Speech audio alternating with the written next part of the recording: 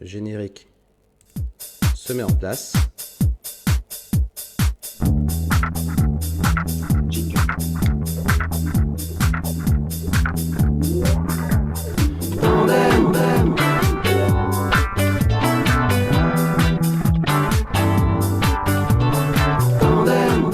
Vas-y, fais du signe. Eh bien, bonsoir, bienvenue sur Tandem 2.0, une émission exceptionnelle et sur la forme et sur le fond, puisque pour des raisons de confinement, nous ne pouvons nous retrouver en studio. Par contre, nous allons pouvoir démarrer notre émission sur Zoom, nouvelle émission qui s'appelle le laboratoire de l'après. Nous allons essayer durant quelques dimanches, puisqu'on se donnera rendez-vous les dimanches à 21h heure israélienne, 20h heure française, pour traiter de différents sujets liés à l'après-confinement. Donc pour ce soir, nous allons démarrer sur un sujet qui est clé, puisque c'est le sujet de l'économie. Nous allons parler économie, puisque l'impact de cette pandémie et de ce confinement est absolument phénoménal, absolument unique. C'est la première fois qu'on voit que le monde entier s'est arrêté. Pourtant, demain, ce monde va repartir. Et nous avons invité avec nous ce soir 3 experts pour réfléchir sur ce que va être le monde de demain en termes d'économie. Donc, 3 expériences différentes. 3 experts en économie, en business, en finance. Je vais vous les présenter tout de suite et leur laisser la parole parce qu'ils ont beaucoup de choses à vous dire. Mon premier invité ce soir s'appelle Marc Toiti. Je suppose que vous le connaissez tous. Bonsoir Marc, merci beaucoup d'être là. Je suppose que vous le connaissez tous, il écume tous les plateaux télé. C'est un économiste de renom, un écrivain, un conférencier. Il a d'ailleurs sa propre chaîne YouTube que je vous invite à aller découvrir parce que les sujets qui sont abordés sont à la fois d'actualité, pédagogique et percutants. Donc Marc va nous apporter sa vision et son expérience en tant qu'économiste. Notre deuxième invité ce soir s'appelle Albert Lévy. Albert Lévy, vous devez vous rappeler de lui. Bonsoir Albert. Vous devez vous rappeler d'Albert puisqu'il n'y a pas si longtemps que ça, on le voyait partout sur les plateaux télé, sur les radios israéliennes, sur les journaux, puisqu'il a accompagné la campagne Zéhout de l'année dernière et il a été notamment à l'origine du programme économique qui a été écrit. Donc Albert Lévy, si je devais présenter sa bio, d'ailleurs comme pour tous les invités, il faudrait une émission pour présenter la bio correctement. Donc on va essayer d'aller vite. C'est un sorti de l'ESSEC, ça a été un serial entrepreneur. Il a créé des entreprises dans tout type de secteur d'activité, partout dans le monde.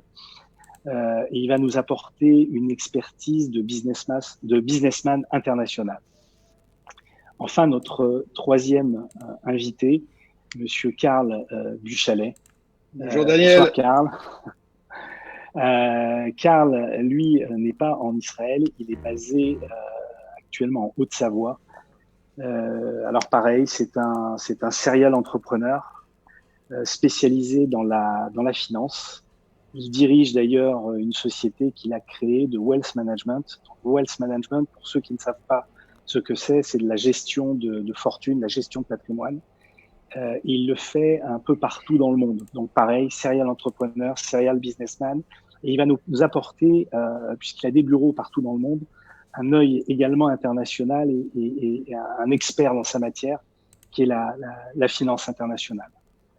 Donc, nous avons réuni un plateau d'experts. Le concept de l'émission, c'est 1 heure, 1 heure et quart. Un sujet, quelle économie pour demain? Et nous allons essayer ensemble de brosser différents types d'hypothèses sur comment est-ce que notre monde pourrait évoluer demain. Pour introduire le sujet et nous faire peut-être un état des lieux, puisque le monde de maintenant n'est pas le même de celui d'il y a 3 mois. Donc, qui d'autre que Marc Toiti, avec sa faconde et avec sa pédagogie pour nous expliquer ce qui se passe. Marc, c'est à vous. Eh bien, c'est très simple. En fait, nous avons une situation historique jamais vue. Alors, on parle souvent de l'après-guerre, mais en fait, c'est La seule fois qu'on a vécu ça, c'était après le crack de 29. À l'époque, on avait effectivement une chute du PIB américain. Ça veut dire le PIB, c'est la richesse qu'on crée donc aux États-Unis en l'occurrence, de 26%. Donc là, c'est la première fois que le monde s'arrête en l'état, puisque par exemple, quand on se réfère à la récession de 2008-2009, vous vous souvenez, celle qui avait suivi la faillite de Lehman Brothers, à l'époque, c'est vrai que les États-Unis, l'Europe, le Japon avaient énormément souffert, mais il y avait d'autres pays, notamment la Chine, qui résistaient bien, si bien que on n'avait pas eu de récession mondiale. Le PIB mondial, la richesse mondiale, n'avait baissé que de 0,1% en 2008-2009. Donc c'était difficile, mais on a quand même pu effectivement relancer la machine assez facilement finalement. Alors que là, justement, la planète entière est dans une phase de récession. Et donc, il y a pas plus tard que la semaine dernière, un jeudi dernier, il y a ce qu'on appelle les indicateurs avancés de la conjoncture qui sont sortis au niveau mondial. Et là, c'est des niveaux qu'on n'a jamais vus, des plus bas historiques. On n'entre pas trop dans le détail, mais juste pour montrer, en fait, ces indicateurs nous disent, donc c'est sur le mois de mars et avril, nous disent où va aller la croissance pour le premier semestre 2020 et peut-être même au-delà. Et donc, les chiffres, je veux pas faire peur, mais ils sont assez incroyables, puisque que ça soit en France, dans la zone euro ou aux États-Unis, voire également en Chine, on a une baisse donc de la richesse, ce qu'on appelle encore une fois le PIB, hors inflation. Cette baisse serait de l'ordre de 12%, je dis bien 12% sur une année. Donc ça veut dire qu'on aurait un effondrement, une récession et peut-être même pire, ce que j'appellerais plutôt une dépression. Alors le problème c'est que, je parlais tout à l'heure de 2008-2009, à l'époque on avait justement les moyens de relancer la machine, puisque avant la crise de 2008-2009, tout allait bien ou presque. Là le problème c'est que le ralentissement et difficultés économiques ont déjà commencé en 2019. Je prends un exemple, l'Italie, qui était déjà retombée en récession au 4e trimestre 2019. Ce qui veut dire que, avant même le Covid-19, l'Italie était déjà extrêmement mal. Et là, évidemment, on rajoute un nouveau drame qui fait que l'Italie pourrait tomber dans une phase de faillite complète. C'est pas aussi grave pour la France, on n'en est pas loin, où justement, après déjà un 4e trimestre 2019 de baisse de l'activité, ça continue évidemment, ça s'aggrave sur le premier semestre. Donc c'est ça qui est difficile, c'est que malheureusement, on n'a pas forcément les marges de manœuvre pour justement affronter ce que j'appelle ce tsunami qui pourrait faire énormément de dégâts avec, évidemment, on en reparlera tout à l'heure, les mesures pour peut-être relancer la machine. Est-ce qu'on en a les moyens? On entend par ici ou là des milliards d'euros, de dollars qui arrivent. D'où vient cet argent? Qui va payer? Ça, c'est une grande question. Donc, ça, c'est tout le problème que nous avons aujourd'hui, c'est que donc, il y a une récession, voire une dépression économique. Et donc, le pendant de cela, c'est pas juste des chiffres. C'est que malheureusement, c'est très concret pour les particuliers, puisque ça va générer une phase de chômage assez dramatique. On a déjà des chiffres aux États-Unis, on serait sur un taux de chômage. Avant la crise, on était à 4%, et là, en 2 mois, on monte à 14% de taux de chômage. Alors, si je prends le cas de la France, on était déjà à 8,5% avant la crise. Donc là, évidemment, on peut monter rapidement à 16%, voire même un peu plus. Donc, c'est ça qui est extrêmement dangereux. Donc, on a une crise économique qui devient une crise sociale, peut-être même sociétale, si effectivement elle dure trop longtemps. Bien. Bon, désolé, hein, c'est bruit de décoffrage, comme on dit, mais c'est la réalité. Albert, qui a une réaction? Tout d'abord, ça fait peur. Ma première réaction, c'est que d'abord, je souscris à la description de Marc et je souscris plus au mot, effectivement, dépression plutôt que régression, parce qu'en fait, on va avoir une baisse de la croissance et non pas une baisse du taux de croissance. C'est un petit peu ça la différence entre une récession et une dépression. Une récession, c'est une baisse du taux de croissance, mais on continue à croître quand même, alors qu'une dépression, c'est une baisse carrément de la croissance. Donc, on est en négatif. Donc, je souscris plutôt à cette hypothèse, bien qu'elle soit effectivement plus pessimiste. Voilà. Maintenant, je voudrais revenir sur ce que tu disais en introduction, Daniel. Comme la crise est internationale, je crois qu'un point de vue intéressant dans cette crise, c'est le côté géopolitique. Parce que il y avait déjà une concurrence très très nette entre les États-Unis et la Chine. Une des questions qui va se poser après le corona, et ça va avoir des implications énormes sur l'économie mondiale, c'est qu'est-ce qui va en être? Il y a de plus en plus de voix qui disent que la Chine va dépasser les États-Unis, etc. Le débat est ouvert, j'ai mon opinion là-dessus, on pourra en parler. Toujours avec l'angle géopolitique, qu'est-ce qui va se passer avec l'Union européenne? Il y a eu de plus en plus de nationalisme au sein de différents pays européens qui laisse penser que l'Europe est en danger et peut-être l'euro est en danger. Ça aussi, c'est une question dont on peut discuter. Et enfin, un élément qui est lié à la remontée des nationalismes, c'est la volonté tout à fait légitime de la plupart des pays, y compris les États-Unis et Israël notamment, mais pratiquement tous les pays. Et je pense que le président Trump avait donné le là de ce point de vue-là quand il avait dit America First, c'était de faire revenir une grande partie de la production qui était partie en Asie du Sud-Est, en particulier en Chine, pour des raisons de sécurité d'approvisionnement, notamment pour la santé, mais aussi en général pour l'industrie. Et donc ça, c'est lié à la question de la concurrence entre les États-Unis et la Chine. Voilà. Ensuite, plus globalement, je ne voudrais pas monopoliser la parole, mais juste une dernière phrase sur ce sujet. Que va-t-il en être de la mondialisation? Moi, je vois deux effets contraires. Un, la digitalisation de tout, et la digitalisation de tout, c'est un élément moteur de la mondialisation, mais en contrepartie, il y a ce phénomène de nationalisme qui monte très fort, qui avait déjà commencé à monter fort dans beaucoup de pays, qui avait été renforcé par le coronavirus. Et donc, ces deux effets sont contraires. Il y a un effet qui va dans le sens de plus de mondialisation, la digitalisation, et un effet qui va contre, qui est la montée des nationalismes. Voilà. Karl? Alors moi j'ai une vue beaucoup plus entrepreneuriale sur la chose et je vois des opportunités. Donc je vois des opportunités dans des secteurs tels que la télémédecine, l'e-learning, l'automation. Pourquoi pas légaliser le cannabis en Europe pour qu'il y ait plus de revenus et se mettre un peu à la page. Je pense que on a beaucoup traîné dans plein d'industries, surtout je prends l'exemple de la France. La France adopte des choses toujours en retard. C'est peut-être le moment de se poser un peu des questions et puis de dégraisser un peu le mammouth, là, d'enlever un peu de bureaucratie pour qu'on puisse évoluer rapidement. Et puis adopter l'automatisation des process. Il faut vraiment d'un point de vue entrepreneurial saisir les opportunités et ne pas se plaindre. Il faut surtout pas se laisser tomber. Il faut foncer et il faut j'ai une vue très darwiniste. Il faut survivre et il faut se mettre en avant et prendre les devants. Il faut pas se laisser embarquer par ce truc-là. Parce que je pense qu'on aura d'autres pandémies, on aura d'autres choses et il faut vraiment prendre le taureau par les cornes et y aller. Est-ce qu'on a une classe politique qui est capable de le faire? Ça, j'en doute un peu. Peut-être qu'il va falloir élire des gens différents. Alors justement, on parle de classe politique. Moi, ce qui m'intéresserait, c'est d'avoir votre vision avant de parler de prospective pour essayer d'anticiper vers quelle direction le monde économique de demain va aller. Est-ce que vous pensez qu'aujourd'hui, les décisions qui sont prises à un niveau politique, que ce soit en Europe, en Asie ou aux États-Unis, sont suffisantes pour pouvoir relancer la machine après? Marc? Je vais être un peu cash, je suis désolé d'ailleurs de le dire, mais je pense que l'un des grands drames de cette crise, c'est que malheureusement, les dirigeants au pouvoir actuellement ne sont quasiment tous, pas tous, mais une grande partie, ne sont pas à la hauteur de la situation. Je pense notamment, effectivement, je prends l'exemple de la France à l'heure actuelle. Et on a fait un faux débat. Vous savez, en France, il y a quelques jours, il y a Arnaud Montebourg, qui était l'ancien ministre de l'économie, qui a dit, en fait, si en France on a autant de problèmes, c'est à cause de l'austérité.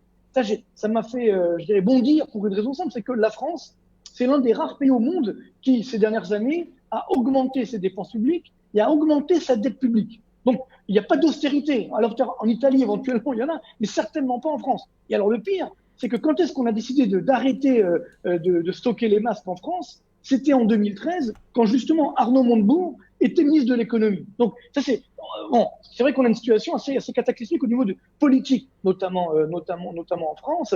Donc, c'est pas un problème de dépenses publiques.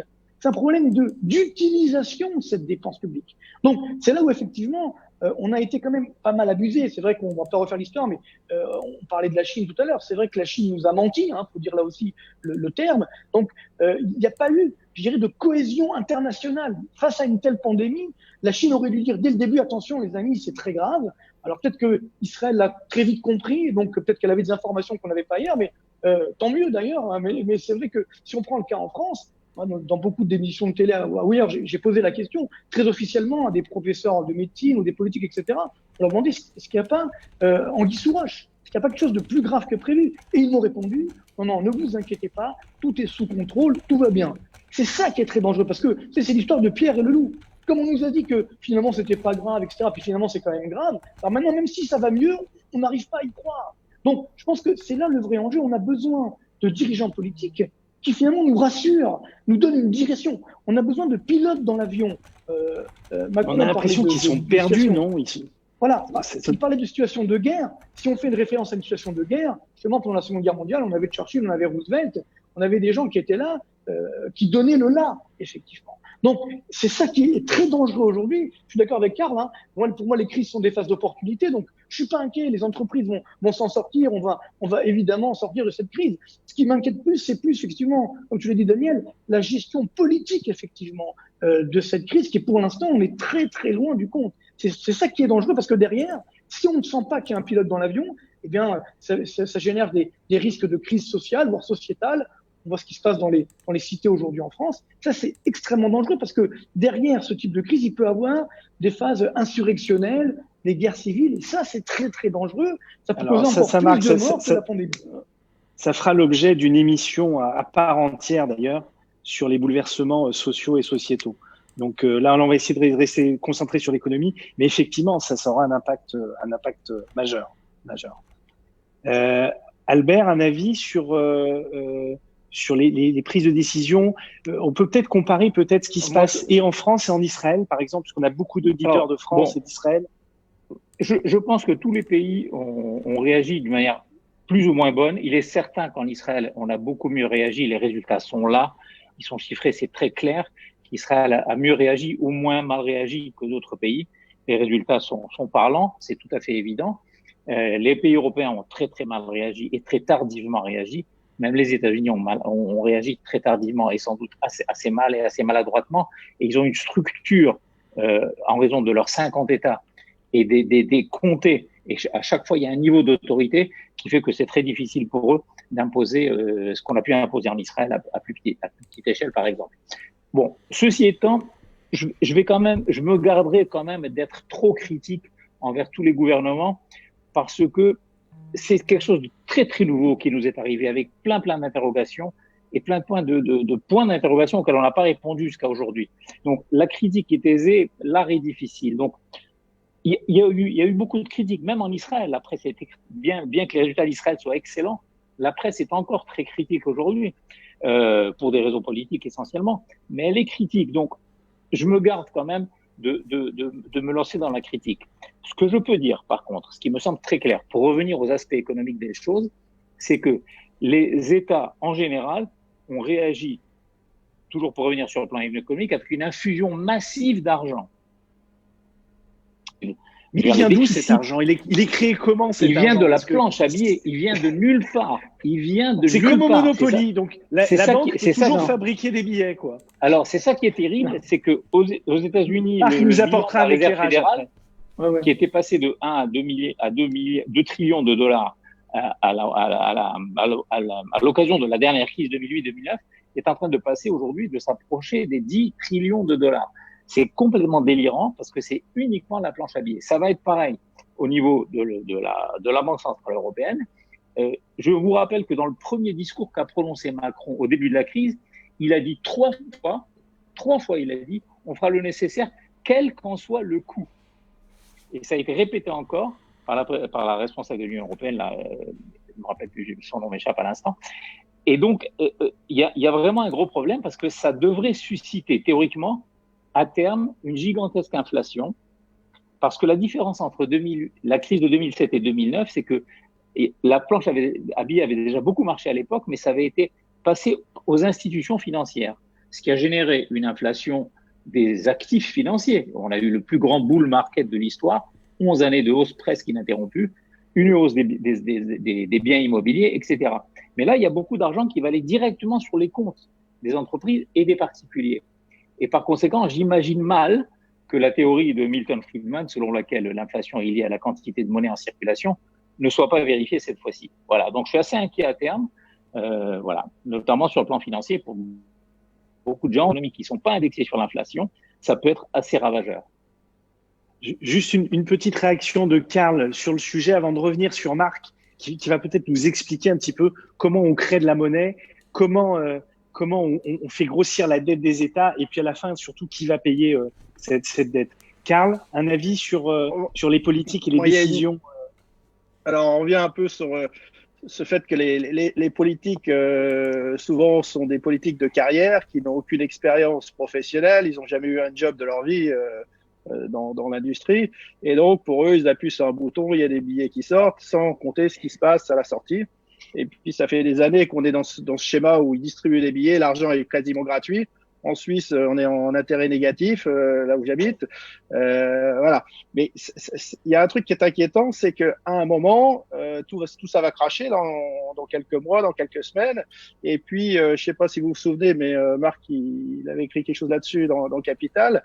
Il y a eu une directive européenne qui a été mise qui est arrivé en France en 2016, je crois, 2016.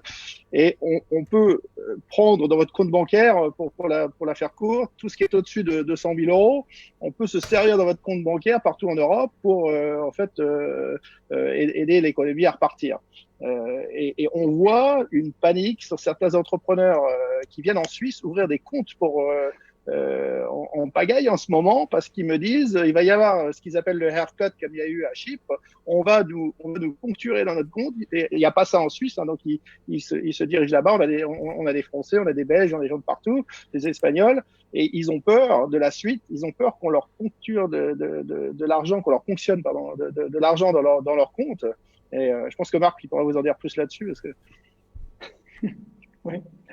Marc, la parole est à toi. Oui, il y a deux choses importantes, effectivement. D'où vient l'argent? Parce que c'est vrai qu'il y a quelques mois, on disait il n'y a plus d'argent pour relancer la machine. Et puis là, les milliards tombent comme la neige. Effectivement, c'est assez incroyable. Alors, il y a deux choses, effectivement. Il faut bien comprendre que cet argent, il tombe pas du ciel. Cet argent vient à la fois de ce qu'on appelle la planche à billets, donc c'est de la création monétaire artificielle, et puis surtout de la dette publique. D'ailleurs, souvent, c'est la même chose. Je ne vais pas entrer trop dans la technique, mais normalement, si je reviens sur la planche à billets, ça veut dire que normalement, une banque centrale, quand elle crée de la monnaie, elle doit avoir ce qu'on appelle des contreparties de la masse monétaire. Les contreparties, c'est soit de l'or, soit des devises, ce qu'on appelle des réserves de change, soit des titres, des obligations du Trésor ou autre. Ce qui veut dire qu'il faut qu'il y ait une correspondance entre la richesse qui est créée et puis la quantité de monnaie en circulation. Sinon, effectivement, comme l'a bien dit Albert, ça va créer trop d'inflation. Donc, la planche à billets, justement, c'est quoi? C'est que on ne regarde plus cette règle et on crée de la monnaie, comme on dit en anglais, ex nihilo. Ça veut dire à partir de rien. Ça veut dire donc globalement, il n'y a pas de création de richesse, mais c'est pas grave, on crée quand même de la monnaie. Et là où ça devient très dangereux, c'est que fait la Banque centrale européenne ou pas avec cette monnaie? Elle finance directement les déficits publics. Et c'est là où ça devient complètement fou. Parce que, encore une fois, avant la crise, si je prends le cas de la France, on avait déjà une dette publique de 100% du PIB. En Italie, on était à 140%. Avant le coronavirus. Tout ça, c'est les chiffres avant. Alors, imaginez où nous allons maintenant, puisque justement, il n'y a plus de limites. Donc, et comme l'a dit Karl également, il faut bien comprendre que cet argent, cette facture, on va devoir la payer. C'est-à-dire que j'entends, on me dit non, mais c'est pas grave, on ne payera pas. Alors, pour faire simple, j'essaie d'aller le plus rapidement possible, mais pour répondre à vos questions, il y a 4 moyens de payer la facture. Il n'y en a pas 5, il y en a 4. Le premier, c'est ce qu'a dit Albert, c'est l'inflation. C'est-à-dire qu'on dit, finalement, l'inflation augmente, donc ça rembourse la dette. Ça, c'est très dangereux, parce que si l'inflation augmente, à ce moment-là, évidemment, vous cassez le pouvoir d'achat des ménages, notre pouvoir d'achat, et donc on peut moins consommer, donc ça alimente la récession. Ça, c'est très dangereux. Deuxième moyen, là aussi, c'est encore plus dangereux, j'ai envie de dire, c'est augmenter les impôts. Et comme l'État ne peut pas se financer, il va chercher de l'argent ailleurs, donc il va augmenter les impôts. Le problème, si je prends le cas de la France, c'est qu'on est déjà numéro 1 mondial des impôts. Ça veut dire, si je regarde la pression fiscale par rapport à notre PIB en France, numéro 1 mondial, il n'y a pas mieux que nous. Avant, il y avait les pays scandinaves, maintenant on fait mieux. Donc, où est-ce qu'on va augmenter encore les impôts? Et c'est déjà numéro 1, c'est déjà au top. Eh bien, ce que disait Karl, que j'avais écrit il y a déjà quelques temps, pourquoi ne pas ponctionner dans les comptes, effectivement, des banques? C'est le FMI qui le dit, c'est pas moi. Donc, attention, je le répète parce que je l'ai déjà dit, mais il ne faut pas laisser sur son compte à vue plus de 100 000 euros. Alors, au-delà, ils vont pas tout prendre, mais ils peuvent les prendre un petit peu, 10%, 15%. Voilà. Donc, il faut être très prudent. Uniquement, normalement, sur les comptes à vue. Et normalement, les comptes des entreprises ne sont pas concernés, normalement, évidemment. Donc, je rassure quand même, n'allez pas tous en Suisse, hein, excusez-moi, Car, hein, mais normalement, les comptes d'entreprise ne sont pas concernés. Mais enfin, dans une crise, on ne sait jamais. Venez. Hein. Non, voilà, on va partager, on va dire. Ça, c'est le deuxième point. Deuxième moyen de financer. Troisième moyen, c'est ce que j'entends tous les jours. On me dit, on n'a qu'à annuler la dette publique. Alors là, on le fait bien pour les pays africains. Ah oui, d'accord, oui, c'est sûr. Mais vous savez, quand on le fait pour les pays africains, on le fait s'ils nous passent des commandes. Vous voyez ce que je veux dire? On l'a fait aussi pour la Grèce, par exemple. Vous vous souvenez de la crise grecque? Tout le monde a eu peur que la zone euro explose. Mais je vous donne quelques chiffres. À l'époque, la dette grecque, c'était 350 milliards d'euros. D'ailleurs, c'est toujours le cas aujourd'hui, hein, ça a augmenté entre-temps. Alors que là, si je prends la dette de l'Italie, par exemple, qui est en quasi-faillite, pour ne pas dire en faillite officielle, la dette italienne, c'est 2400 milliards. Vous voyez? Donc, déjà pour la Grèce, on a failli faire sauter la zone euro. Alors pour l'Italie, avec 2400 milliards, je parle même pas de la France, on est aussi à 2400 milliards. Oui, c'est deux sommes complètement folles. Et attention, si on fait ça, si on annule la dette, qui c'est qui va payer? C'est encore ceux qui détiennent de la dette, c'est-à-dire nous tous qui avons de l'assurance vie, des fonds euros, des obligations d'État, on va perdre. Donc, les États peuvent pas faire. Sinon, s'ils font ça, c'est une révolution dramatique. D'où une dernière idée, ce qui est de dire, alors on va annuler la dette qui est détenue par la Banque Centrale Européenne. Ça paraît magique. C'est la Banque Centrale, elle peut pas faire faillite, on y va. Oui, sauf que si vous faites ça, déjà, il faut un accord politique. Et là, évidemment, on croit que les Allemands, les Hollandais vont dire d'accord, vont dire non. Parce qu'évidemment, eux, ils ont fait des efforts sur la dette publique. Donc, ça risque de faire exploser la zone euro. Et admettons qu'on passe encore cette étape, il y a un problème. C'est ce qu'on appelle un fusil à un coup. Vous l'avez fait une fois, ok, mais vous pouvez pas le faire deux fois parce que tout le monde est préparé. Donc, une fois que vous l'avez fait, le problème n'est pas la dette du passé, c'est la dette à venir.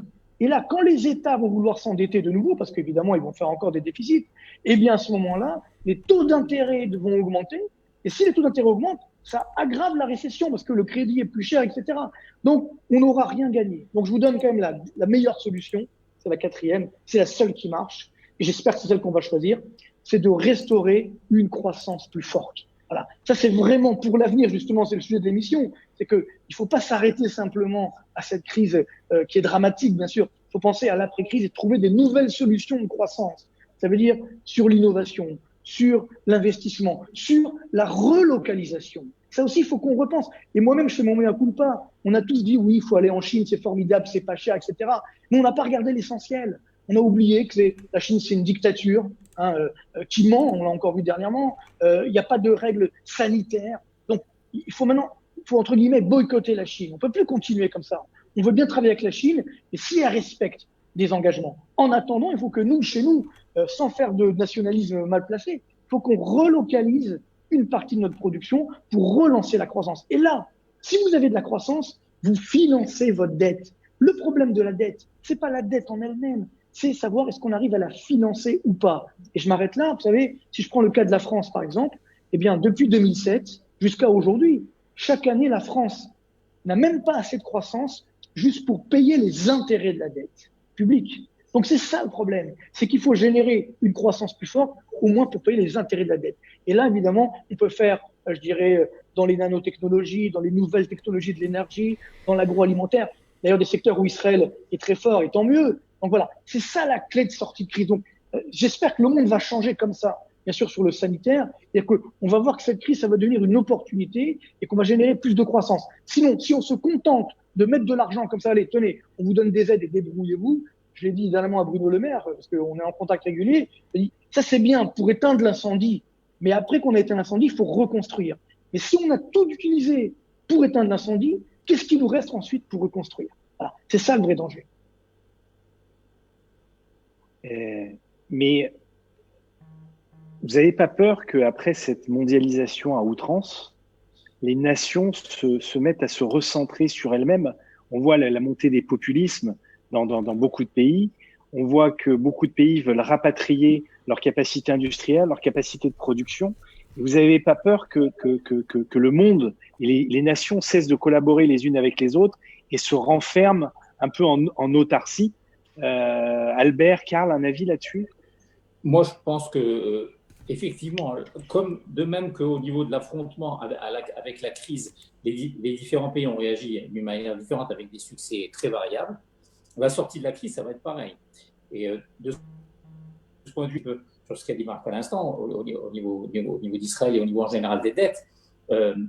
Si vous me permettez, je vais faire un zoom sur Israël, puisqu'on est ici quand même. Je suis très optimiste en ce qui concerne Israël pour la sortie de cette crise. La première raison, c'est que contrairement à l'immense majorité des pays occidentaux, Israël est rentré dans cette crise assez fort, c'est-à-dire avec un ratio dette publique par rapport au produit national brut très faible par rapport à l'Italie, la France, sans parler du Japon, où c'est astronomique, et des États-Unis également, qui ont également une dette très importante par rapport au produit national brut. Donc tous ces pays-là, c'est quelque part entre 100 et 200% leur ratio. Israël est rentré dans cette crise avec un ratio de 60-65%. Donc la capacité d'endettement d'Israël est beaucoup plus élevée. Mais d'ailleurs, on l'a vu, Israël a levé 80 milliards il y a un mois. Exactement, Israël voulait lever 3 milliards de dollars à un taux d'intérêt très bas sur une très longue période. Et en fait, il y a eu 25 milliards de dollars qui auraient pu être vendus. Il y a eu 25 milliards de dollars de demandes pour cette émission. Ce qui montre. C'est fou. Sur 10 ans, 20 ans et même 100 ans, puisqu'ils ont émis même sur 100 ans. Exactement. Donc, si vous voulez, je pense que de ce point de vue-là, Israël est rentré dans la crise plus fort que beaucoup d'autres pays. De ce point de vue-là, c'est un critère important. Le ratio produit national brut, Marc l'a cité pas par hasard, c'est un critère important, le critère dette publique par rapport au produit national brut. Le second point, si vous voulez, c'est que c'est un secret pour personne, que le poids relatif de la high-tech dans l'industrie, dans l'économie israélienne, est lourd par rapport à beaucoup d'autres pays également. Et il est bien évident que la sortie de la crise va être, la locomotive de la sortie de la crise, ça va être le secteur de la high-tech, pour toutes sortes de raisons. Parce qu'il y va y avoir plus de digitalisation, plus d'achats à distance, plus de télétravail, etc., etc.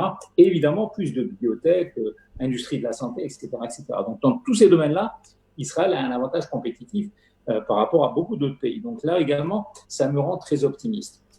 Ensuite, je dirais qu'il y a un aspect psychologique. J'avais, à l'époque de la deuxième intifada, entre 2000 et 2004, qui était une période terrible. Moi, j'ai fait mon allié en 94, donc je me souviens de cette période-là que j'ai vécue complètement. Israël était vraiment sur les genoux sur le plan économique. J'avais travaillé à cette époque avec un psychiatre qui s'appelle Israël Bernard Feldman, qui est très, très bon, et qui avait souligné les qualités de résilience du peuple juif en général, et d'Israël en particulier, dû évidemment à notre histoire, à 2000 ans de persécution, avec la Shoah, etc., etc. Et donc, je pense que le peuple d'Israël sait courber l'échine et traverser d'énormes difficultés. On en a vu d'autres, comme disent souvent les Israéliens, on a passé le pharaon, on pourra passer également cela. Voilà, donc pour toutes ces raisons, et pour d'autres encore, je ne vais pas monopoliser la parole, je suis assez optimiste en ce qui concerne la sortie de la crise d'Israël. Maintenant, le point délicat, par contre, c'est qu'Israël ne peut pas être un îlot de prospérité au milieu d'un océan de désolation. Il est évident qu'on dépend beaucoup de l'économie mondiale au niveau de nos exportations, de notre approvisionnement, etc., etc. Donc, de ce point de vue, il est souhaité quand même que les autres gouvernements sachent gérer la sortie de la crise de telle sorte que les influences négatives qui arriveront à nous soient mineures. Et de ce point de vue, j'avoue que je ne suis pas dépourvu d'inquiétude. C'est vrai que les politiques, pour l'instant, en particulier en Europe, notamment en France, mais pas seulement, sont assez désolantes. Karl ? Je suis d'accord avec ce que dit Albert. L'Israël n'a pas du tout la même mentalité, par exemple, qu'un pays comme la France. Il a su réagir extrêmement vite, se retourner. On a vu le Mossad qui allait chercher des masques à droite à gauche, alors qu'ici en France, il fallait 5 jours pour dédouaner des masques qui étaient coincés.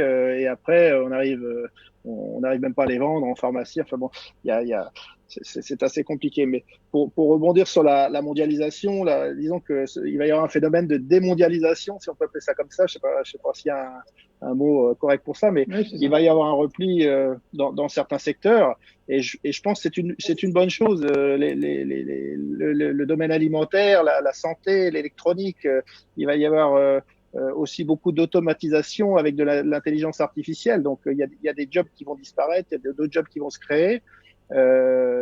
J'espère que l'Europe va savoir prendre le tournant parce que il y a des pays effectivement qui sont beaucoup plus préparés comme l'Allemagne, qui ont l'air de réagir de façon assez posée et rationnelle. La Suisse s'est pas mal débrouillée. Ils ont, comme d'habitude, fait un compromis un peu au milieu en disant on se confine à moitié, on va pas complètement mettre en l'air notre économie non plus. Et puis finalement, là, on déconfine lundi en Suisse, on reprend le boulot.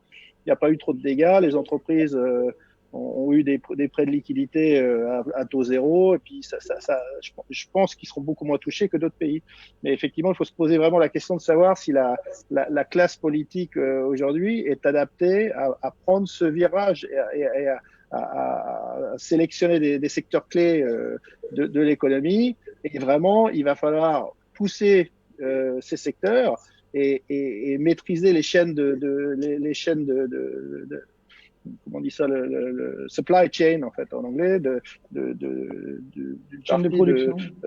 Chaîne de production, voilà, merci. Parce que si on doit fabriquer des respirateurs, il faut pas qu'on achète les composants clés en Chine. Voilà. Mais là, ça veut dire qu'on va assister à une transformation globale. C'est-à-dire qu'il y a des tas de gens qui aujourd'hui se retrouvent au chômage et donc il va falloir les former pour d'autres types d'emplois. Donc c'est toute une politique d'éducation, de formation à des nouveaux métiers. Mais il va falloir être extrêmement agile pour réussir ce challenge. Est-ce qu'aujourd'hui, toutes les nations sont au même niveau, au même niveau d'agilité pour arriver à ce retournement? La question, elle est là, non? Déjà, en Europe, on assiste à une Europe un peu à deux vitesses entre l'Europe du Nord, l'Europe du Sud. Est-ce que ces deux vitesses, l'écart entre ces pays, ces nations, ne va pas avoir tendance encore à augmenter, Marc? Alors, oui, il y a deux choses en fait. Alors déjà sur la mondialisation, un chiffre très simple. Depuis 1980, vous savez, c'est sur une longue période, donc la croissance annuelle moyenne du monde, de la planète, du PIB mondial hors inflation, a été de 3,5%. Donc c'était, vous voyez, ça croissait de façon assez énorme. Alors le plus, bien sûr, c'est la Chine qui a tiré, puisque le PIB chinois a augmenté de 3200% hors inflation, avec des chiffres complètement fous. À titre d'exemple, la France est plus 70%, vous voyez que c'est pas les mêmes chiffres. Mais bon, c'était quand même la Chine. Mais attention, cette croissance était due pour l'essentiel justement à la mondialisation. C'est-à-dire que pour obtenir 3,5% de croissance mondiale, il faut une croissance des échanges internationaux, donc du commerce mondial, de 9 à 10% par an.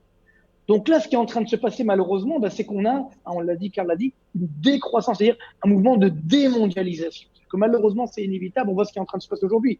Trump l'avait déjà commencé avec America First, mais pas seulement. D'ailleurs, il a fait le courage. C'est le premier qui s'est opposé à l'hégémonie chinoise. Donc c'est vrai. Mais le problème, c'est que depuis une dizaine d'années, chaque année, 40% de la croissance chinoise vient de Chine, uniquement de Chine. Donc si demain on n'a pas la Chine, qui c'est qui va la remplacer? C'est là. Ça, c'est un enjeu énorme. Complètement énorme. Et moi, c'est là où, bien sûr, tu l'avais dit, Daniel, là, il faut qu'on soit justement unis entre nous. Quand je dis entre nous, ça veut dire évidemment en Europe, mais également Europe plus les États-Unis contre Chine. Sinon, qu'est-ce qui va se passer? Là, je vais peut-être vous faire de la peine. C'est qu'aujourd'hui, selon moi, il n'y a qu'un seul pays qui est préparé à la crise. Bon, à part Israël, on va dire, parce que bon, pour des raisons qu'on a évoquées tout à l'heure, mais un très grand pays, c'est la Chine. Pourquoi? Parce que, je l'évoquais tout à l'heure, nous tous, on a trop dépensé avant même la crise. On a des dettes publiques énormes, on a une planche à billets énorme avant même la crise. Alors que la Chine, elle n'a pas encore touché à tout ça. Elle n'a pas encore fait la planche à billets. Elle a encore des taux d'intérêt à 4%, alors que nous, on est à 0. Donc, elle peut les baisser. Et surtout, et des réserves d'or qui sont les premières au monde, non? Voilà, elle a deux armes incroyables. Elle a la devise, elle peut utiliser le yuan, elle peut faire baisser, d'ailleurs, c'est ce qu'elle fait depuis quelques mois, et surtout les réserves de change. Tenez-vous bien ce chiffre incroyable. Aujourd'hui, la Chine a donc en stock à la Banque centrale chinoise 3 000 milliards de dollars de réserves de change. Ça veut dire à peu près l'équivalent du PIB allemand, quasiment, en stock à la Banque centrale chinoise. Et ça, elle peut l'utiliser. Par exemple, en 2015, personne ne l'a vu. À l'époque, elle avait 4 000 milliards de dollars. Et la Chine, à l'époque, on n'en a pas parlé, mais il y a eu beaucoup de problèmes économiques, notamment au niveau de ses banques, qui étaient parfois en situation de faillite. Elle a pris 1 000 milliards de dollars, personne n'a rien vu, et elle a relancé la machine pour rester encore à 7-8% de croissance. Là, elle a 3 000 milliards. C'est intéressant ce montant, parce que tout à l'heure, on réfléchissait un petit peu sur les dettes des États et les quatre façons d'essayer de juguler un petit peu cette dette. Mais là, il y a peut-être une cinquième voie, puisque on commence à entendre des mises en responsabilité de la Chine sur cette fameuse pandémie. Ils n'ont pas prévenu le monde assez tôt. Ils sont responsables, ça vient d'eux. Est-ce qu'une action collective en dommages et intérêts avec des compensations qui seraient des sortes de compensations de guerre permettrait peut-être aux États de restaurer leurs économies et de faire redémarrer la machine? Est-ce que c'est une voie possible, Marc? Pour ça, il faut déjà trouver un accord, déjà au sein de l'Union européenne. Quand je vois que déjà le Royaume-Uni n'est plus avec nous, la zone euro, on n'arrive pas à se mettre d'accord, on va avoir beaucoup de choses à régler nous-mêmes. S'il s'agit de réclamer des dommages et intérêts à la Chine, je pense que tout le monde va se mettre d'accord, non? Ah ben non, mais si on arrive à se mettre d'accord, États-Unis plus Europe, je pense que la Chine plus Japon, je pense que la Chine n'aura pas le choix. Moi, ce qui m'inquiète, c'est que justement, c'est le danger de cette crise, c'est que tout le monde se replie sur soi. Donc finalement, on ne trouve pas, je dirais, cet accord mondial. Et attention aussi, les Chinois sont pas des enfants de cœur. Donc je suis pas sûr qu'ils vont aussi accepter aussi facilement. Donc ça, c'est très dangereux. C'est-à-dire que là, on dépasse le cadre économique, c'est vrai, mais ça peut générer une crise géopolitique assez grave. Mais c'est pourquoi il faut vraiment se mettre ensemble pour justement affronter cette démondialisation, cette puissance de la Chine. Et comme tu l'as dit, je m'arrête là, Daniel, tout à l'heure, tout le problème, c'est ce qu'on appelle la destruction créatrice. Ça veut dire, effectivement, on va détruire des emplois et des entreprises dans les anciens secteurs d'activité, on va en créer dans les nouveaux. Sauf que, est-ce que la main-d'œuvre va pouvoir bouger d'un secteur à l'autre? Est-ce qu'on est assez agile pour faire ça? Alors peut-être Israël, mais malheureusement, c'est loin d'être sûr en Europe et en particulier en France. Donc ça, c'est évidemment un grand challenge pour l'après-crise. Moi, je ne crois pas que. Je suis d'accord que ça sera très difficile de se mettre d'accord, de faire front uni contre la Chine, États-Unis, Europe et Japon. Ça sera très difficile de se mettre d'accord. Même l'Europe elle-même, elle a du mal à se mettre d'accord avec elle-même. Et d'autre part, il y a un problème qu'il ne faut pas sous-estimer, c'est que la Chine détient énormément de bonds, d'obligations du gouvernement américain qui peuvent jeter sur le marché ou simplement dire on ne souscrit plus à vos bonds. Parce que le déficit américain a été financé par la Chine ces dernières années en très très grande partie. Donc en fait, la Chine a quand même dans ses cartes des as. Ce ne sont pas des enfants de cœur, effectivement. Donc j'imagine mal que les procès dont on entend parler dans la presse aboutissent vraiment sérieusement. Ce qui m'inquiète, c'est effectivement, et je rejoins ce qui a été dit auparavant, la contribution de la Chine à la croissance mondiale. Pour deux raisons. La première, c'est qu'il va y avoir effectivement, comme on le disait auparavant, une relocalisation de pas mal d'industries, et ça va se faire au détriment de la Chine. Et la deuxième chose, si vous voulez, c'est que je crois que la croissance économique peut être forte au début, quand on parle d'une situation de grande pauvreté, ce qui était le cas de la Chine il y a quelques dizaines d'années, et à un moment donné, le taux de croissance ralentit. Et on l'a déjà vu avant la crise du corona. Le taux de croissance de l'économie chinoise était de l'ordre de 8, 9, 10, 11% au début. Là, on est plutôt autour de 10%. Et je crois que maintenant, la Chine va affronter un mur invisible. Et ce mur, c'est celui de la démocratie et de la transparence. La Chine n'est pas un pays démocratique, n'est pas un pays transparent. Et je crois qu'à partir du niveau économique auquel elle est arrivée, elle peut difficilement aller plus loin sans devenir un pays démocratique, vraiment, et un pays de libre expression, vraiment. Ça peut arriver, ça peut ne pas arriver. Ça peut arriver de manière sanglante, ça peut arriver de manière pacifique. Si ça arrive, oui, la Chine peut être un vrai concurrent pour les États-Unis et ça peut éventuellement engendrer une réunification de la Chine avec Taïwan. Et là, ça sera une vraie grande puissance. Je ne vois pas ce scénario se produire à court terme. Et pour l'instant, je ne vois pas la Chine concurrencer sérieusement l'hégémonie américaine. Voilà. Karl, une opinion là-dessus? Je sais que tu as des bureaux en Asie, donc tu dois avoir des remontées d'informations pertinentes également. Alors, moi, je vois la Chine s'enfermant plutôt antidémocratique que allant dans le bon sens, parce que au fur et à mesure qu'on avance, ils ont de plus en plus de contrôle sur les citoyens. Et bon, c'est la nature de la Chine. J'avais passé 4 mois là-bas en 2002 en sac à dos à faire le tour un peu de la Chine pour acheter des produits. Et j'étais revenu déjà à l'époque en me disant, je veux pas travailler avec ce pays. Je ne parlais pas de nourriture chinoise, de chinois pendant quelques mois. J'étais revenu à Paris, j'avais dit, oubliez, ils sont pas honnêtes. Il y a un problème problème. Et il faut pas tomber dans le piège. Et bon, depuis, il y a des entreprises qui se sont délocalisées là-bas de plus en plus. Et aujourd'hui, je crois que c'est encore pire qu'avant. C'est-à-dire que on a une impression, comme nous, on va à Shanghai, on a l'impression que c'est New York, mais la réalité, c'est que je vais vous parler à des gens qui habitent là-bas. Il y a un système de notation en place, c'est pas une blague. Et quand vous êtes mal noté, vous pouvez plus voyager, vous n'avez plus de passeport. Tout ça, je rejoins tout à fait ce que disait Albert. Le pays, à un moment, se heurte à un mur. Et c'est à nous aussi, à l'extérieur, l'Europe, Israël, les États-Unis, de dire stop, on fait plus de business avec vous parce que vous n'êtes pas cachère. Voilà, on fait plus de business. On va démondialiser, on va plutôt sourcer nos trucs dans le coin, là, en Roumanie, en Albanie, en Europe. Est-ce que ça peut changer la donne? Ouais. Si jamais il y avait cette mise en commun de tous les pays occidentaux en disant à la Chine stop, est-ce que ça peut changer la donne? Albert, Marc? Moi, je pense Oui, que c'est bien pas sûr. réaliste. Parce qu'ils ont Oui, des mais non, cartes mais- dans leurs mains, et notamment, ils détiennent une grande partie de la dette occidentale, de la dette des pays. Et donc, ils ont une carte très forte dans leurs mains. Et d'autre part, le phénomène de relocalisation de l'industrie est un processus qui va prendre beaucoup de temps. On ne s'improvise pas comme ça.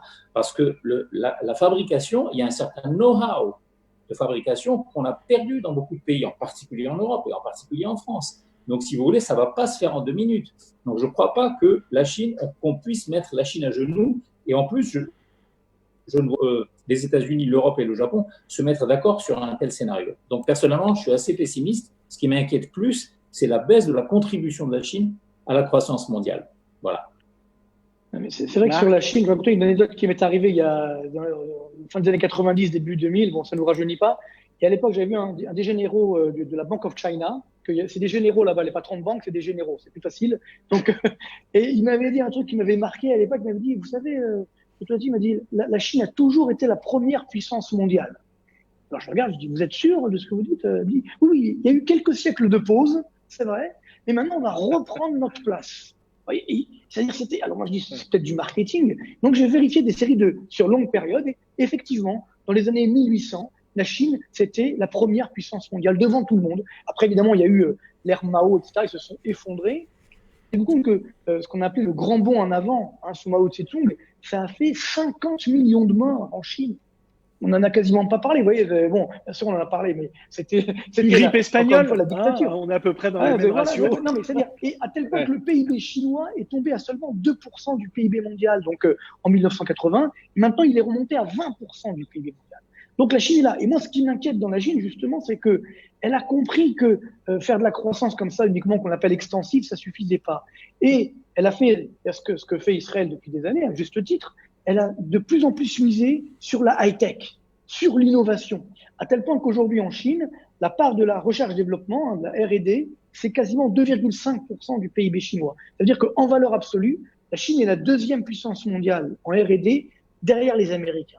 Donc ça, c'est dangereux parce que si nous, évidemment, on n'a pas l'innovation, on n'a pas la R&D et que c'est les Chinois qui l'ont, on ne pourra pas relocaliser. On devra continuer à aller chez eux. C'est ça qui est extrêmement dangereux. Et là, pour répondre à la question de Daniel, le vrai enjeu, c'est pour ça qu'on a créé l'Europe. C'est là où des fois, je suis un peu énervé, entre guillemets. C'est-à-dire que moi, j'ai toujours été un Européen convaincu. L'Europe, c'était quelque chose de formidable, mais on n'a pas su l'utiliser. On a retourné l'arme contre nous. C'est-à-dire que, justement, l'Europe était là pour combattre l'hégémonie chinoise ou l'hégémonie américaine. Et on a tout gâché. Et maintenant, moi, ce qui m'inquiète, c'est dans l'après-crise. Un pays comme aujourd'hui l'Italie, on en parlait tout à l'heure, qui est un pays malheureusement qui est complètement ruiné. Donc aujourd'hui, il tient grâce à l'Europe. Donc quand on va sortir de la crise, qu'il va falloir payer la dette publique, etc., est-ce que l'Allemagne va dire oui? Est-ce qu'on va réussir à se mettre d'accord? Et puis, est-ce qu'on va pas tirer... Oui, ça, c'est extrêmement dangereux. On risque d'avoir une explosion de la zone euro. Et ça peut évidemment faire très mal. Donc, c'est ça qui est vraiment dommage. Donc, il faut vraiment espérer que l'Europe se ressoude. Mais quand on voit ce qui se passe aujourd'hui, là, c'est vrai que c'est pas vraiment le cas. Mais le seul moyen de combattre la Chine, c'est d'être unis. Sinon, effectivement, c'est malheureux à dire. Ils sont plus forts que nous. Du moins, peut-être les Américains, ils trouveront un accord avec eux. Et les dindons de la farce, ce sera malheureusement l'Europe. Ouais. Et d'ailleurs, ils ont un plan qui est en 2049 pour les 100 ans de la République. un plan plus ou moins officiel d'être les numéros 1 mondiaux. Oui. Est-ce que dans des pays européens comme en France où on travaille 35 heures, est-ce qu'on va pouvoir on va pas pouvoir se battre? C'est juste pas possible. Il faut casser le système. Il faut se poser des questions aussi sur le modèle. Est-ce que le modèle, c'est la croissance à outrance? Parce que là, on voit, bon, moi je suis à la campagne, là, on respire de l'air frais, il n'y a plus d'avions, enfin, c'est fantastique. Est-ce qu'on veut continuer à des vêtements qu'on met 3 jours d'une fameuse marque espagnole Non, mais ça me fait peur parce que te connaissant, faut se poser des questions sur le modèle. Ouais. Ça me fait peur parce que te connaissant ton passé de serial entrepreneur, en arriver à te dire, mais finalement tout ça pourquoi? Ça fait peur. Attention, je suis pas anti-business, mais je pense qu'il faut se concentrer sur des choses essentielles, oublier un peu les trucs farfelus. Il y a certains domaines qui ont besoin de pas disparaître, mais on a besoin d'investir dans les trucs clés, dans la tech qui va nous servir justement à traiter les déchets. Il faut qu'on soit actif, il faut qu'on soit comme l'Israël et aujourd'hui là en Europe. Il faut qu'il y ait une voie commune comme il y a en Chine. Il y a un gouvernement, il fait claque et tout le monde avance quoi.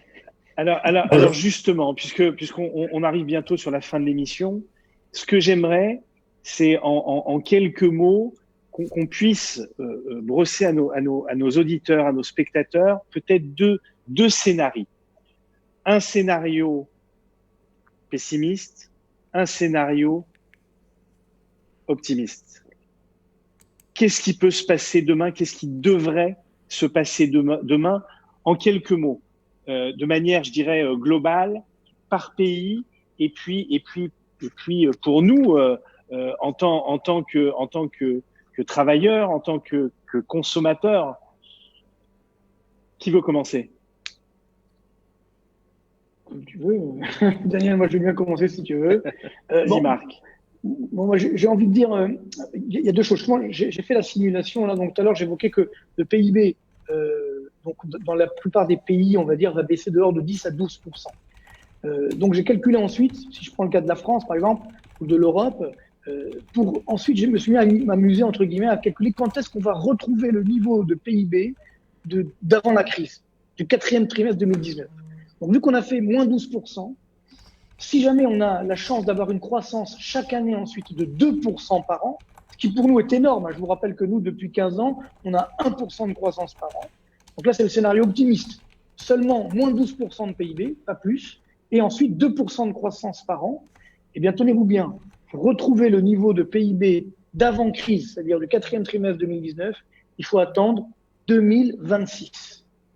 C'est-à-dire que, en étant optimiste, c'est de l'optimisme. Il faut se préparer. Il faut pas mentir aux gens comme on a menti en disant c'est une petite grippe, ça va passer. Non, c'est une situation qui est très grave. Donc, faut pas se mentir. Ça va être compliqué. Et donc, il faut qu'on ait des entreprises plus fortes, effectivement, qui innovent, qui investissent. Et pareil pour les ménages, pour les particuliers. Il faut pas qu'ils se laissent endormir. Il faut qu'ils améliorent leur formation, leur qualification. Voilà, là c'est le confinement. Essayez d'augmenter vos formations, de vous muscler, je sais pas, en anglais, en informatique. En chinois, apprenez le chinois. Non, allez, pas le chinois, espérons que non. Mais voilà, c'est-à-dire que moi ce qui me faisait peur ces dernières années, c'est que justement, on était dans la facilité. On l'a dit tout à l'heure, les banques centrales, elles lâchaient du cash. Allez, c'était ce que j'appelle l'opium, même la cocaïne, si vous voulez. Elles faisaient ça pour alimenter des bulles financières. Ça, c'est pas normal. Donc maintenant, c'est triste à dire, mais des fois, c'est une histoire de l'humanité, elle est comme ça. Des fois, il faut des coups de poing, ou peut-être plus que ça, pour se réveiller. Et ça doit nous amener à nous réveiller. Parce que si on fait comme avant, on dit, bon, allez, hop, on prend l'argent des banques centrales, on annule la dette publique, et puis on repart comme en 40. Non, ça marchera pas. Donc voilà, pour moi c'est ça l'optimisme, c'est de se dire les crises sont toujours des phases d'opportunité et on va se retrousser les manches, on va investir, on va innover, on va trouver des nouvelles sources de croissance, pas seulement chez les Chinois, on va améliorer nos qualifications et là effectivement on trouvera l'optimisme. Par contre le pessimisme, en fait c'est nous qui allons le créer, c'est de la physique quantique entre guillemets, c'est nous qui créons notre propre avenir. C'est-à-dire que si finalement on se dit on n'a qu'à laisser comme ça, puis on verra bien comment ça va se passer. En Europe, on va se tirer dessus, on va tous se replier sur nous-mêmes. Et c'est comme ça qu'est arrivée la Seconde Guerre mondiale. Donc voilà, c'est ça pour moi le scénario pessimiste, c'est qu'on ait une sorte de repli sur soi, ça va faire des guerres civiles, des nationalismes, des extrémismes. Ça, c'est extrêmement dangereux. Et donc, voilà, pour moi, l'optimisme, il est là. C'est qu'il faut que on profite, hein, comme on dit en anglais, gamzo letova. Hein. Ça veut dire que ça aussi, c'est pour le bien. C'est-à-dire qu'effectivement, c'est pas de l'anglais pour ceux qui n'ont pas compris, mais ça veut dire, ça veut dire que ça aussi, effectivement, on doit l'utiliser pour le bien, en se disant, ben, on doit effectivement se prendre en main. Et donc, bien sûr, il y aura des secteurs qui vont être massacrés, type l'hôtellerie, le tourisme, etc. Mais il y en aura d'autres qui vont être à la pointe. Et peut-être même le tourisme, on peut l'inventer différemment. Vous voyez, donc voilà, c'est un grand challenge pour notre génération et bien sûr pour celle de nos enfants. Il faut se retrousser les manches. Et peut-être que, encore une fois, toute chose malheur est bon, hein, c'est que peut-être justement on voulait plus se retrousser les manches. On dit non, ça coule tout seul, on continue comme ça. C'est peut-être ça que toutes les crises, pour moi, elles doivent nous faire réfléchir. Il y a eu le 11 septembre 2001, il nous a fait réfléchir. Et la faillite de Lehman Brothers, on a réfléchi également sur les banques qui font n'importe quoi et autres qui ont changé leur comportement. Là, pareil, on doit réfléchir des normes sanitaires, des normes de démocratie, par exemple, pour la Chine, et pour nous, évidemment, se prendre en main. Alors, pour moi, c'est comme ça que j'espère que le nouveau monde, effectivement, se réalisera pour nous permettre justement d'être des gagnants de la crise. Oui. Albert? Moi, ce que je verrais plutôt, moi, c'est en fait, plutôt que de vraiment faire une dichotomie, disons, une différence pessimiste, optimiste, enfin, j'ai un scénario pessimiste dans la tête, je finirai peut-être par ça. Je vois plutôt une redistribution des cartes, parce que ça me semble assez clair qu'il y a des pays qui vont mieux sortir que d'autres de cette crise-là. Comment est-ce qu'ils vont mieux s'en sortir, notamment, et je rejoins ce que disait Karl à l'instant, on a découvert le plaisir de la pureté de l'air, on a découvert sur le plan industriel, on faisait beaucoup de mal à l'environnement, et donc, plutôt que de dire on va moins consommer, on va peut-être mieux consommer, et je pense que une grande partie de la future high-tech, ça va être la high-tech environnementale. Pas seulement le traitement des déchets, les nouvelles énergies, il y a beaucoup de choses qui peuvent nous permettre de nous repositionner vers une économie plus propre et vers une croissance plus saine. Maintenant, il va y avoir une redistribution des cartes. Je pense que l'Europe, en raison de son vieillissement, est plutôt mal partie, de même que le Japon. Il y a un élément très très important dans le dynamisme d'une nation en général, c'est son taux de natalité et son âge moyen. De ce point de vue-là, encore une fois, en Israël, on est vraiment gâtés, puisque nous sommes le pays qui a pratiquement le taux de natalité le plus élevé au monde. La femme israélienne fait en moyenne 3 enfants, alors qu'en Europe aujourd'hui, et même dans les pays catholiques comme l'Espagne, l'Italie, on est autour de 1,3, 1,4 enfants. Ils ont l'immigration, non ? Ils ont l'immigration, mais l'immigration est de plus en plus contestée par les mouvements nationalistes dont je parlais au début de l'émission.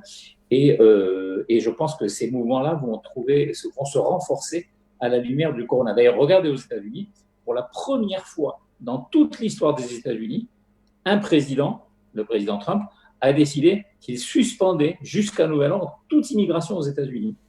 Ça ne s'est jamais vu dans l'histoire des États-Unis.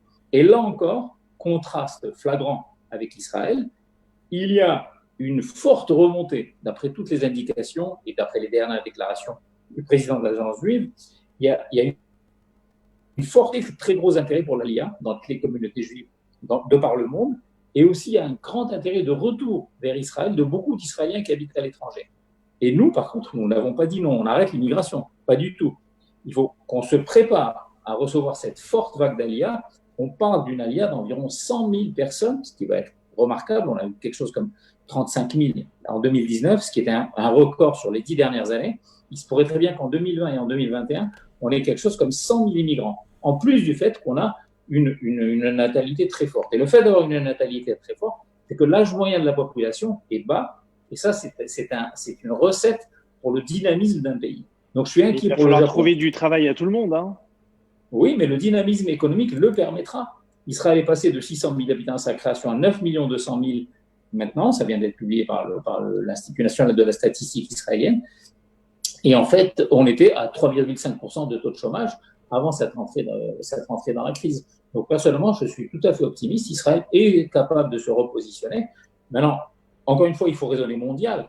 Donc, je pense que les États-Unis, qui ont quand même encore une certaine immigration, si Trump ouvre la barrière, et ils ont encore un taux de natalité qui est supérieur à celui de l'Europe, mais il y a beaucoup de pays, la Russie, la Turquie, le Japon, qui ont un taux de natalité extrêmement faible. Et ça, c'est très, très mauvais pour eux. Donc, je pense que les pays qui sont plus jeunes, plus innovants, et sans doute innovants dans le sens d'une amélioration de l'environnement, vont mieux s'en sortir. Ce qui m'inquiète évidemment marginalement, c'est la forte baisse du pétrole, démotiver ceux qui investissent dans les nouvelles énergies. Et pour finir, je reviens au niveau de la redistribution des cartes. La Chine aussi peut sortir gagnante de cette affaire-là, mais seulement si elle se démocratise vraiment et qu'elle devient vraiment transparente. Et ce scénario, au jour d'aujourd'hui, je le vois pas. Karl? Je dois dire que moi non plus, je vois pas la Chine se démocratiser du jour au lendemain. Donc, bon, il y a un scénario catastrophe européen, c'est de se dire bon bah on injecte de l'argent, tout va, et puis ça va aller, tout va bien. Je pense qu'il faut plutôt se mettre en mode guérilla, se dire là on est en guerre, on a plusieurs ennemis, on a des pandémies, et puis peut-être un peu la Chine, même si on peut pas se battre en frontal tout de suite, mais penser un peu à l'avenir en termes d'industrie clé, peut-être ouvrir des nouvelles industries qui n'ont pas été ouvertes en Europe, comme le cannabis. En Israël, ils ont adapté ça comme si c'était le prochain Bitcoin. Donc, il faut vraiment rester ouvert d'esprit. Moi, j'ai un avis plutôt positif sur l'immigration, mais l'immigration qualifiée. Je pense qu'il faut encourager l'immigration, mais uniquement de l'immigration qualifiée avec des visas spécifiques de gens qui sont dans l'informatique, dans l'automatisation, dans des secteurs clés. Mais je pense qu'on a besoin de jeunes en Europe. Sinon, si la population vieillit, il y a tout qui se casse la gueule. Hein. C'est comme ça que les États-Unis ont poussé. C'est comme ça que l'Israël fonctionne.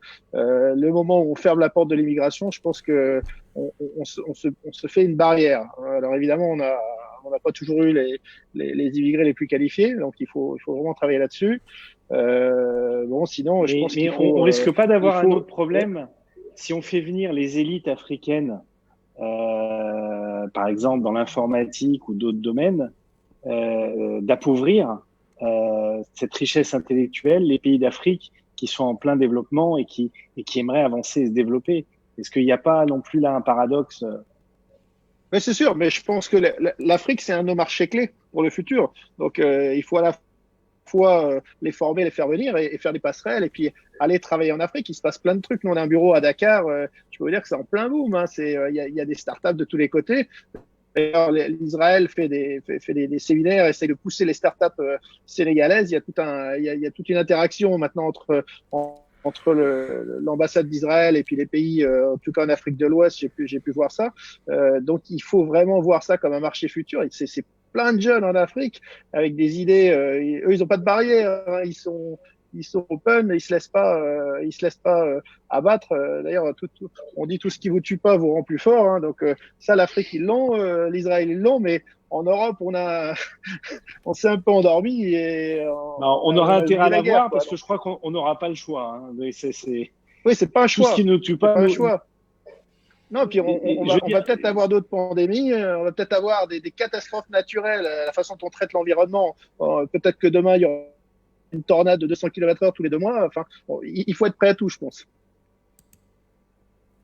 Prêt à tout. Marc, c'est bien comme mot de la fin, prêt à tout? Ouais, c'est super, c'est bien. Je pense qu'il faut rester optimiste, mais réaliste. Il faut être aussi réaliste. Et donc, voilà, pas mentir, on a une situation qui est difficile devant nous, mais je pense qu'on a les moyens de s'en sortir, mais ça va prendre du temps. Donc, il faut s'armer de patience, de courage, et puis surtout de bon sens. Je pense que le problème, c'est ça, c'est qu'on a perdu le sens, justement, le bon sens, tout simplement. Et donc, voilà, il faut, quand on voyait effectivement ces marchés boursiers, ce que j'appelais des bulles, hein, j'ai fait un monde de bulles sur mon dernier livre, ou l'immobilier, ou le bitcoin, ça, il faut regarder, il faut avoir cette crédibilité, encore une fois, ce bon sens. Et ça, c'est la force, justement, d'un pays comme Israël, ou un petit peu comme les États-Unis, qui sont également assez pragmatiques. J'espère que ça va arriver en France, parce que c'est quand même dommage. Et il faut dire les choses. Le problème de la France, c'était trop souvent un déni de réalité. Et donc voilà, là, on est confronté à la réalité, on a effectivement pas le choix. Donc il faut réagir. Et moi, je pense encore une fois qu'on a tous les moyens collectivement d'être des gagnants de la crise, de cette crise-là, et comme l'a dit Karl, des crises à venir, effectivement. Et comme ça, en se retrouvant pour fêter justement cette reprise le plus rapidement possible. en espérant que les dieux vous entendent. Marc, Touati, merci beaucoup. Avec plaisir. Albert Lévy également, Karl Buchalet, merci Merci, d'avoir participé à notre première émission du Laboratoire de l'après sur l'économie. J'espère que nos auditeurs, nos téléspectateurs y verront un petit peu plus clair. On a brossé beaucoup de sujets. N'hésitez pas à repartager l'émission, à faire connaître cette émission parce que elle peut apporter si ce n'est des réponses, au moins des voix sur ce qui risque de se passer dans les semaines et les mois à venir.